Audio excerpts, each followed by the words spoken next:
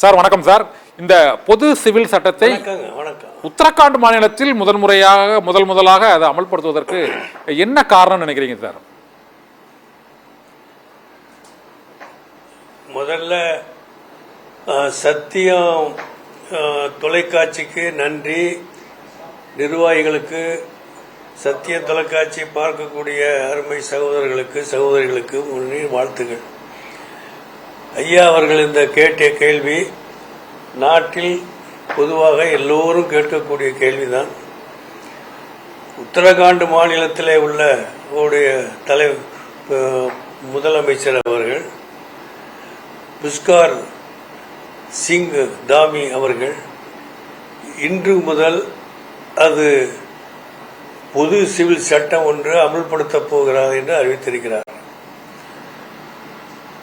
போன பிப்ரவரி மாதத்தில் இது நிறைவேற்றப்பட்டது. தொடர்ந்து நவம்பர் மாதத்தில் இது வரும் என்று சொன்னார்கள்.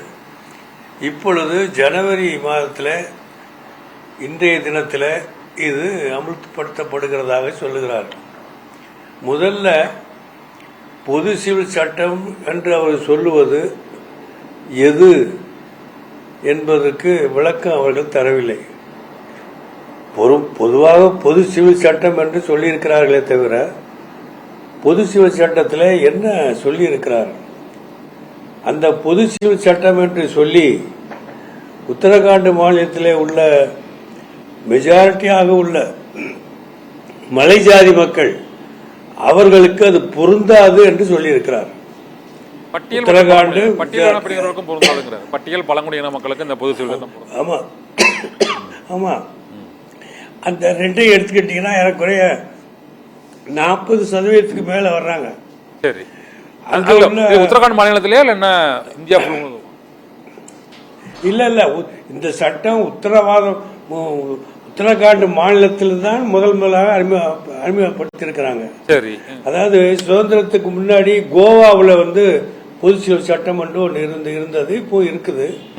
ஆனா சுதந்திரம் பெற்ற இந்தியாவில் முதலாக இன்றைய தினத்தில் உத்தரகாண்ட் மாநிலத்தில் தான் இந்த பொது சிவில் சட்டத்தை அமுல்படுத்துவதாக அறிவித்திருக்கிறாங்க.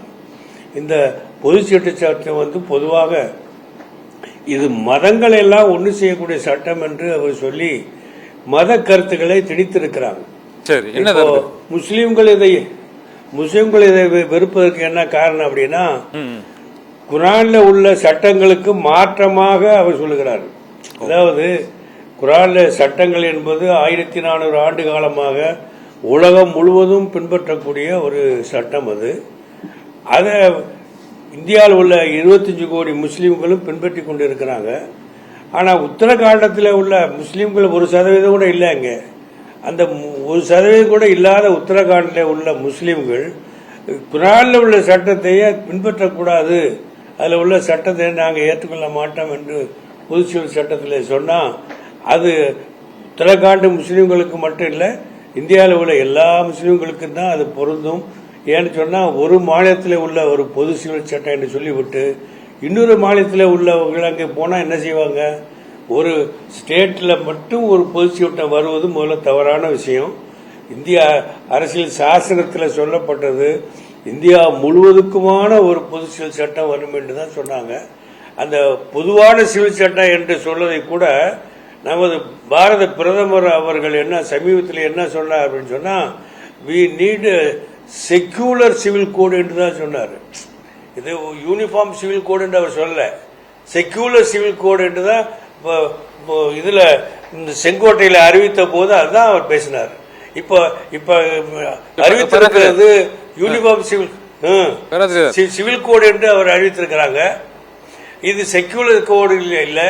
அதே நேரத்தில் மதங்களுக்கெல்லாம் பொதுவான சீட்டு சொல்லிவிட்டு 40% மக்களுக்கு அது பொருந்தாது என்று சொல்லுகிறாங்க. ஆக ஒரே குழப்பமாக உள்ள ஒரு சட்டத்தை இன்று வெளியிட்டு விட்டு இது எல்லோருக்கும் பொதுவான சட்டம் என்று சொல்லுவது பொருந்தது மட்டுமல்ல, ஒரு மாநிலத்திலேயே கொண்டு வருவது ஏற்றுக்கொள்ள முடியாது. ஓகே, ஒரு மாநிலத்தில் மாநிலத்துல மட்டும் ஒரு பொது சிவில் சட்டம் என்று கொண்டு வருவதை ஏற்க முடியாத ஒண்ணு. இது குழப்பத்திலே தான் விடியும், எல்லா மக்களுக்கும் குழப்பத்தை விளைவிக்கும். பேராசிரியர், எனக்கு நீங்க சொல்றது ஓகே, அது ஒரு மாநிலத்தில் மட்டும் கொண்டு வரதை ஏற்றுக்கொள்ள முடியாதுங்கிறது. இப்போ நமக்கு அது குறிப்பாக தெரிய வேண்டியது என்னன்னா, இப்போ இந்த பொது சிவில் சட்டத்தால ஏற்கனவே உள்ள மற்ற மதத்தினர், அதாவது இஸ்லாமியர்களுக்கு நீங்க சொல்ற மாதிரி அது ஒரு 1400 ஆண்டுகளுக்கு முந்தைய உள்ள சட்டம். ஏற்கனவே இந்த கோவா போன்ற மாநிலங்களில் 1867 இருந்து இந்த போர்ச்சுகீசியர் காலத்திலிருந்தே இந்த பொது சிவில் சட்டம் வந்து அமலில் இருக்குது. அங்கே போர்ச்சுகீசியர் கோவாலையும் இஸ்லாமியர்கள் இருப்பாங்க இல்லையா, அப்போ அவங்க அதை ஏற்றுக்கிறாங்க. ஆமா ஆமா. ஏன்னா அங்க பிரிட்டிஷ், அதாவது போர்ச்சுகீஸ் காலத்துல வந்த பொது சிவில் சட்டம், அந்த சட்டத்துல கூட பொதுவான எல்லா அம்சம் கிடையாது. அதாவது முஸ்லிம்களுக்கு ஒரு மாதிரியான சட்டமும் இந்துக்களுக்கு ஒரு மாதிரியான சட்டமும் தான் அங்கே இருக்குது. இப்ப இருக்குது, அதாவது இப்ப உள்ள வடிவத்தில் இல்ல, அது அதாவது உள்ள வடிவத்தில் அது இல்ல, அது கோவால இருக்குது. ஆமா, கோவாவில் இருக்கு, இங்க வந்து அது இல்ல. அது இவங்க என்ன சொல்றாங்கன்னா, இப்போ உத்தரகாண்ட் மாநிலத்தில் உள்ள எல்லோருக்குமாக பொதுவான சட்டம் என்று ஒண்ணு சொல்லி இருக்கிறாங்க. அது சொல்லும் போது என்ன சொல்றாங்கன்னா, குரான்ல உள்ள முக்கியமான விஷயம் இதான்னு வச்சுங்க. இதான்னு சொன்னா, ஒரு கணவன் இறந்து போனா அந்த மனைவி வந்து 3 மாசத்துக்கு அவரை திருமணம் பண்ண முடியாது. காரணம் என்னன்னா, அந்த 3 மாசத்துக்குள்ள கரு உருவாகி இருக்கிறான்னு கண்டுபிடிப்பாங்க. அந்த 3 மாசத்துக்கு பிறகுதான் அவர் திருமணத்தை பத்தி யோசிக்கணும். இவர் என்ன சொல்றாரு அப்படின்னா, இதா இருக்க வேண்டியது இல்லைங்கிறாரு. அதாவது இது இதா இல்லாம கல்யாணம் பண்ணலாங்கிறாரு. ஜப்பான்ல நடந்தது இது. ஜப்பான்ல ஒரு கேஸ் கூட உண்டு. ஒரே நேரத்தில் இது இதா காலத்துல திருமணம் பண்ணி 2 கணவன்களுக்கு திருமணம் பண்ணி 2 விதமான குழந்தைகள் பெற்று அதுக்கு பிறகு ஜப்பான் நாட்டிலேயே அந்த சட்டத்தையே மாத்தி வந்த வரலாறு கூட உண்டு. இது அவர்களுக்கு தெரிஞ்சிருக்காதுன்னு நினைக்கிறேன். இப்போ நாட்டில் வந்து 3 மாசம் வந்து அந்த பெண் வந்து கருவுற்று இருக்கிறாளா கணவன் இறந்த பிறகு என்று அறிந்த பிறகு அதுக்கு பிறகுதான் அவ கல்யாணம் பண்ணதை யோசிக்கணும். ஆனா இந்த சட்டத்தில் என்ன சொல்றாங்கன்னா, அப்படியே இதால இருக்க வேண்டாம்னு சொன்னா அது முஸ்லீம்களை இப்போ 1400 வருஷமா இருக்கக்கூடிய குரான் சட்டத்தை திடீர்னு குரானையே மாத்துற மாதிரில இது இருக்கு. குரானை மாத்தது முஸ்லீம் சமுதாயம் ஒத்துக்கலுமா?